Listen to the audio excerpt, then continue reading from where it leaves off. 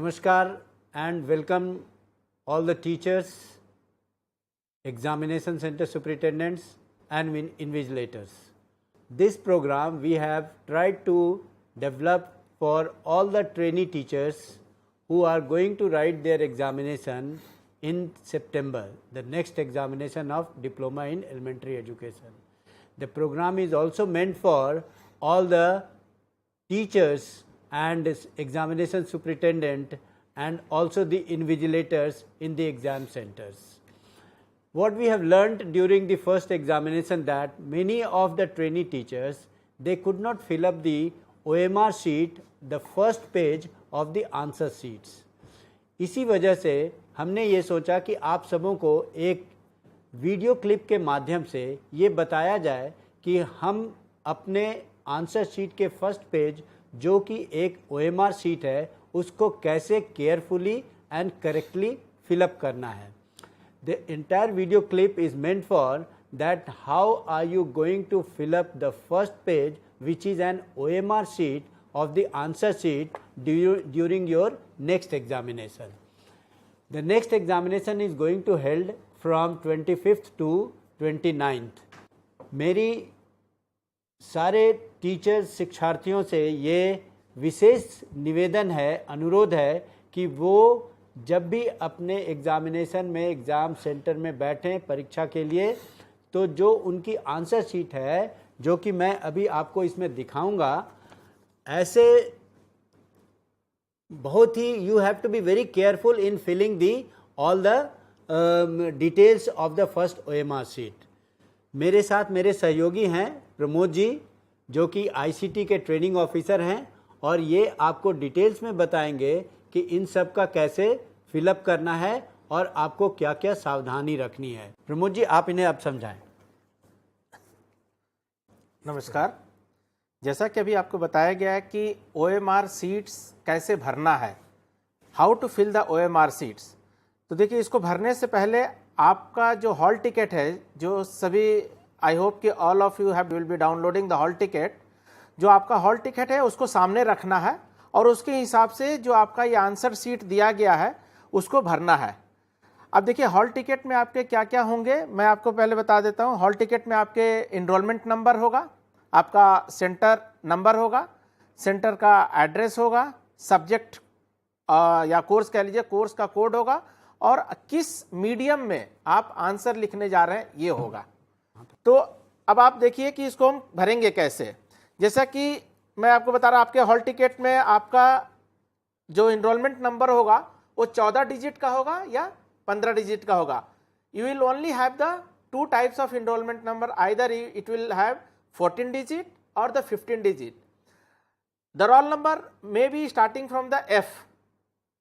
So the roll number which are starting from the F will have the 15 digit and the roll number which is not starting with the F will have the 14 digit. तो देखिए इसको भरेंगे कैसे. देखिए, पहला है subject. Subject जो भी है, सपोज आपका 501 का जो सब्जेक्ट का नाम है उसको आपको यहाँ पे भरना है.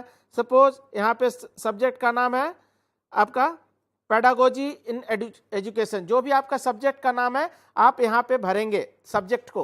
तो देखिए, इसको भरने के लिए पार्ट 1 और पार्ट 2 में हम कैसे भरेंगे. पार्ट 1 में लिखा हुआ पहला है subject. That means here you have to give the name of the subject, whatever the subject name is there. Suppose 501 का जो भी सब्जेक्ट नेम या 502 का जो भी सब्जेक्ट नेम है वो आपको सब्जेक्ट नेम देना. Then the subject code. Subject here we are saying the subject that is the course, basically it is a course. तो सब्जेक्ट कोड है, सपोज हम अभी ले रहे हैं 504 ले रहे हैं. मान लीजिए 504 का हम आंसर शीट के लिए आए हैं, 504 का एग्जाम देने के लिए आए हैं. तो subject code 504. So here we are writing 504.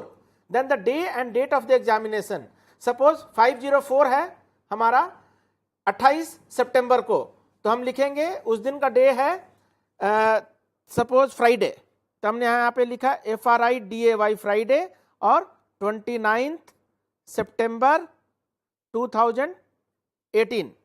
और language of answer, language of answer मतलब हो गया आपका मीडियम. किस मीडियम में आप आंसर सीट अपना आंसर देने जा रहे हैं, हिंदी, इंग्लिश, बंगाली, उड़िया. तो जो भी आप मीडियम रखना चाहते हैं, so here you have to give that medium in which you are going to write the answer. Suppose I am going to write the answer in Hindi, तो आप यहाँ पे लिखेंगे HINDI हिंदी. मीडियम के बाद नीचे में लिखा हुआ है write code number I written on the top of the question number. मतलब क्वेश्चन पेपर का कोड यहाँ पे इस जगह पे आपको कोड नंबर जहाँ पे लिखा हुआ है वहाँ पे आपको कोड नंबर लिखना है. जो भी कोड नंबर यहाँ पे लिखा हुआ है उसको आपको लिखना है. सपोज लिखा हुआ है 504-11, जो कोड लिखा हुआ लिखा है.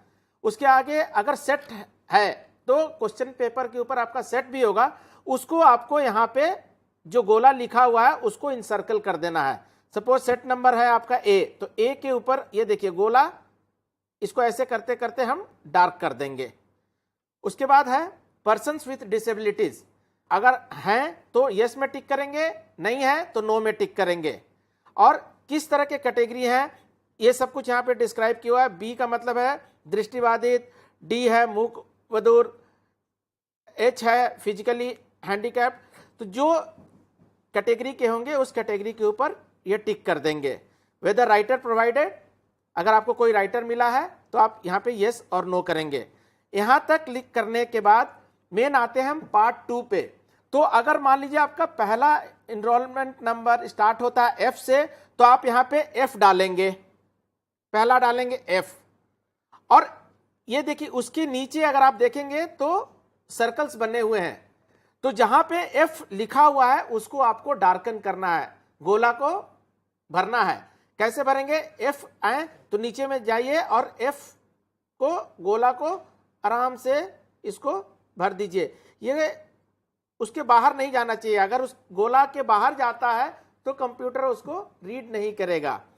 तो अगर हमारा मान लीजिए हमारा एक एनरोलमेंट नंबर है 010348120041. ये मान लीजिए हमारा एनरोलमेंट नंबर है.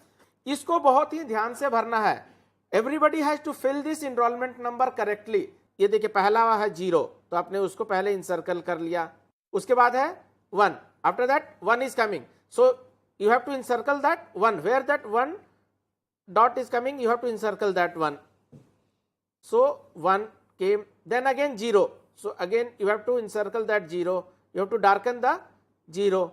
Then 3 is there, then you have to encircle that 3. बहुत ही आसान है, इसमें कुछ करना नहीं. जो भी आपका डिजिट है उसके नीचे उस डिजिट के गोलाकार को आपको भरना है. अब उसके बाद है 4, तो 4 को आपने गोला कर दिया. फिर है 3, तो आपने फिर से 3 को गोला कर दिया. उसके बाद है 2 को गोलाकार कर दिया. उसके बाद है 8 को भी हमने भर लिया. उसके बाद है 1 को भी भर लिया. उसके बाद है 2 को भी भर लिया. फिर है 0 को भी भरा. फिर एक बार और 0 है तो फिर से 0 भर दिया. फिर 4 को भी हमने डार्कन कर लिया. फिर है 1 को भी हमने डार्कन कर लिया. अब आप ये देखेंगे, आप काउंट कीजिए कि ये जितने आपके डिजिट भरे हैं उतने ही गोले को आपने डार्कन किया. इसके अलावा और कोई भी गोला को आपको डार्कन नहीं करना है. After that it is coming centre code. Centre code का ये देखिए, हर सेंटर आप अपने इन्विजिलेटर से पूछ सकते हैं कि सेंटर कोड क्या है. नहीं तो आपके हॉल टिकट पे भी लिखा हुआ है सेंटर कोड, जो कि स्टार्ट होगा 3 से. तो पहला डिजिट सबका 3 ही होगा, तो आपको लिखना है 3. उसके बाद सेंटर नंबर है 01010001. तो जैसा ऊपर में बताया गया है उसी तरह से फिर से आपको गोलाकार करना है.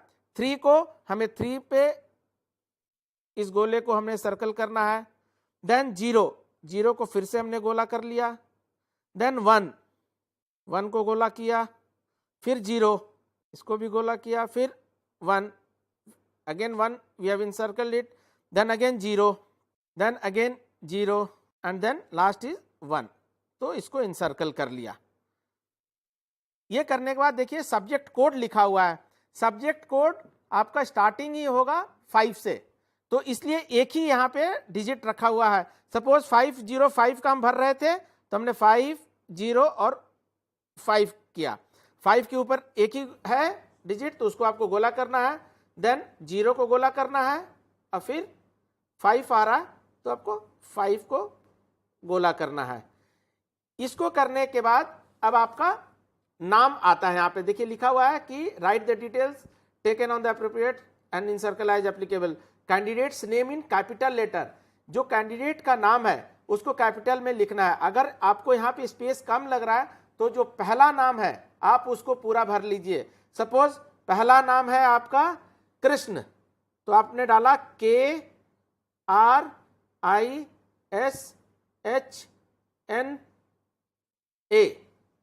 उसके बाद है आपका कांत, तो आप क्या करेंगे, एक को आप छोड़ दीजिएगा। एक जो बॉक्स है फर्स्ट नेम और सेकेंड नेम के बीच में एक बॉक्स को आप छोड़ देना। कृष्ण कांत है तो KANT, और सेम उसी तरह से कृष्णकांत आपने लिख दिया। उसके बाद आपको फिर से इनसर्कल करना है आपके गोले को। तो what you have to do, first letter is K, so you encircle the K.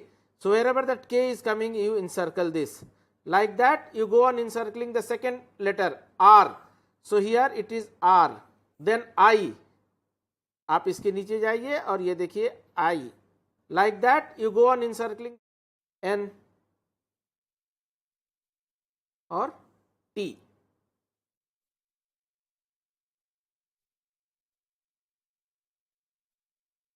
तो ये देखिए इस तरह से आप वेरीफाई भी कर लेते हैं कि जितने लेटर्स आपने ऊपर में लिखे उतने लेटर्स का आपने गोला कर लिया।